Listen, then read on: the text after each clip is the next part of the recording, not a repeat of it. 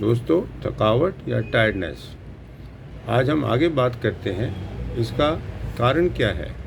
आज modern medical science इस बात पे जोर देती है कि शरीर से निकलने वाले जो हैप्पी हार्मोन हैं, ये चार, जैसे डोपामाइन, सेरोटोनिन, ऑक्सीटोसिन और एंडोर्फिन, इनका संतुलन हो, समय से निकलें, पर्याप्त निकलें।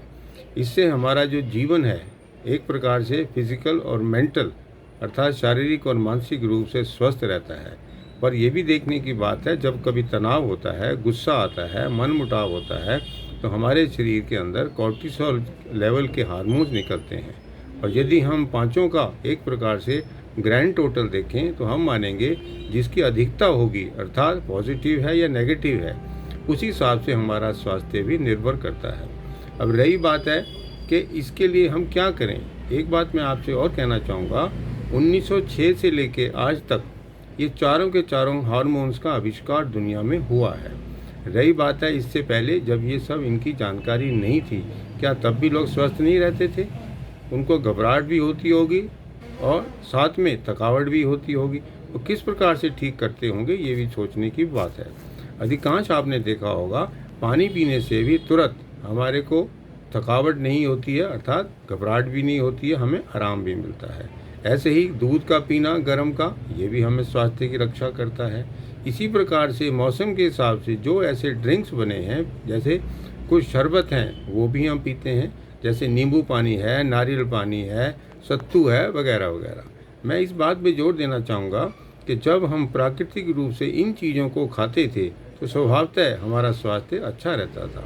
ना हमें इस प्रकार की तबीयत खराब होती थी, ना थकावट होती थी। इससे बहुत सारी जो समस्याएं थी उससे भी हम बच पाते थे। तो मेरा ये कहना है, अभी भी मौसम के हिसाब से हम ये जानें कि हमें किस प्रकार के व्यायाम करने चाहिए। हमें मौसम के हिसाब से धूप का भी सेवन करना चाहिए ताकि विटामिन डी मिले।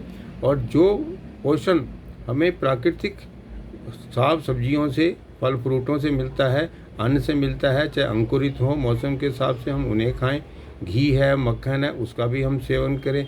पर इसके साथ साथ हमें ये भी देखना है कि हमें व्यायाम करना बहुत ज़रूरी है। जैसे जैसे हमारा हार्ट की धड़कन ज़्यादा बढ़ती है अर्थात पर्याप्त होती है, बहुत ज़्यादा नहीं मैं कहूँगा, उससे भी हमारे शरीर के अंदर थकावट नहीं होती है, क्योंकि हमारे शरीर में ये चारों के चारों हार्मोन्स ठीक से निकलते हैं, जो कि हमें मानसिक और शारीरिक रूप से एक प्रकार से ताकत देते हैं। तो मैं आपसे ये कहूँगा, आप इस प्रकार के भोजन को खाएं जिससे आप पर्याप्त एक्सरसाइज भी कर पाएँ, ताकि आपको शारीरिक और मानसिक लाभ भी मिले। तो ध्यान रखें, थकावट को दूर करने के लिए इन सब के साथ साथ आपको व्यायाम के साथ साथ जो मेडिटेशन है, योग है, चाहे हम पाठ पूजा करें या कुछ और करें, संगीत सुने जो आपको पसंद हो, पर यह भी ध्यान रखें 24 घंटे का जो समय प्रकृति के हिसाब से है उसी हिसाब से हम जिएं, ना कि अपने हिसाब से जिएं। ज़्यादातर आजकल शहरों में लोग अपने हिसाब से जीते हैं।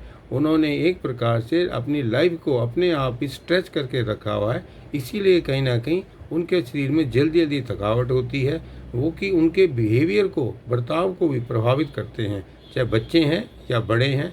इन सब हमें देखने की आवश्यकता है। तो ध्यान रखें, शरीर के अंदर थकावट या टायर्डनेस को कम करने के लिए हम पुराने तरीके जो हमारे बुज़ुर्गों के थे, उनके परिवार भी कम बड़े नहीं होते थे, जिम्मेवारियां भी उनकी बहुत होती थी, और शायद उस समय में उस आज के हिसाब से या आज के अनुसार उस प्रकार का उनको आराम या सुविधाएं नहीं मिलती थी। ये भी हमें ध्यान देने की ज़रूरत है। तो ध्यान रखें, आपके स्वास्थ्य की रक्षा, इसके उत्तरदायित्व आपका है, क्योंकि आप ही इसके एक प्रकार से पीड़ित हैं। धन्यवाद।